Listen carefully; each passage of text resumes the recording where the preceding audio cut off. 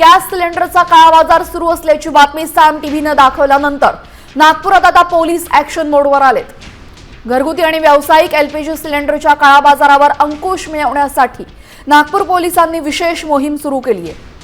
Police आयुक्त Ravindra Kumar single यांनी अवैध साठेबाजी करणाऱ्यांवर कडक कारवाईचे निर्देश दिले आहेत। साम टीव्हीने बातमी दाखवल्यानंतर आपण पाहतोय गॅसचा काळाबाजार। आता पोलीस मात्र या विरोधात ऍक्शन मोडवर आले।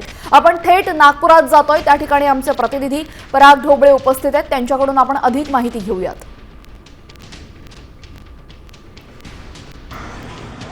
साम टीव्हीने सर्वसामान्य लोकांना होणाऱ्या अडचणी किंवा घरगुती सिलेंडर असो किंवा कमर्शियल सिलेंडर असो याची होणारी काळाबाजारीचे जे दृश्य होते काल दिवसभर साम टीव्हीने दाखवले आणि त्याचे परिणाम, सकारात्मक परिणाम आता आपल्याला दिसायला लागलेले आहे।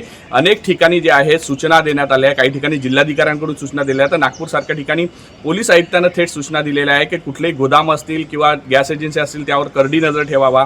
जो कोणी साठेबाजी करण्याचा प्रयत्न करत असेल, काळाबाजारी करण्याचा प्रयत्न करत असेल, जास्त किमतीत विकण्याचा प्रयत्न करत असेल तर त्या सगळ्यांवर कारवाईचा इशारा जो आहे तो देण्यात आलेला आहे। खरं तर राज्यभरातल्या बातम्या काल साम टीव्हीने वेगवेगळ्या जिल्ह्यांमधून दाखवल्या आणि त्याचे परिणाम आपल्याला दिसायला लागले। त्यामुळे साम टीव्हीचा इम्पॅक्ट जो आहे तो पुन्हा एकदा पाहायला मिळतो। सर्वसामान्य नागरिकांसाठी साम टीव्ही ज्या पद्धतीनं थेट ग्राउंड रिपोर्ट दाखवतात, लोकांचं कशा पद्धतीनं लूट होत होती हे साम टीव्हीने दाखवलं आणि त्याचे सकारात्मक परिणाम आज दिसायला लागलेले आहे। नागपुरात ज्या पद्धतीनं आदेश देण्यात आले आहे पोलीस आयुक्तांनी, त्याचबरोबर इतर ठिकाणी सुद्धा अशाच पद्धतीचे आदेश जे आहे ते स्थानिक प्रशासनाकडून देण्यात आले। त्यामुळे साम टीव्हीने पुन्हा एकदा सर्वसामान्यांची बाजू कशा पद्धतीने मांडते आपण पाहतोय पोलीस यामुळे ऍक्शन मोडवर आलेले। धन्यवाद पराग, आपण दिलेल्या सविस्तर माहितीबद्दल।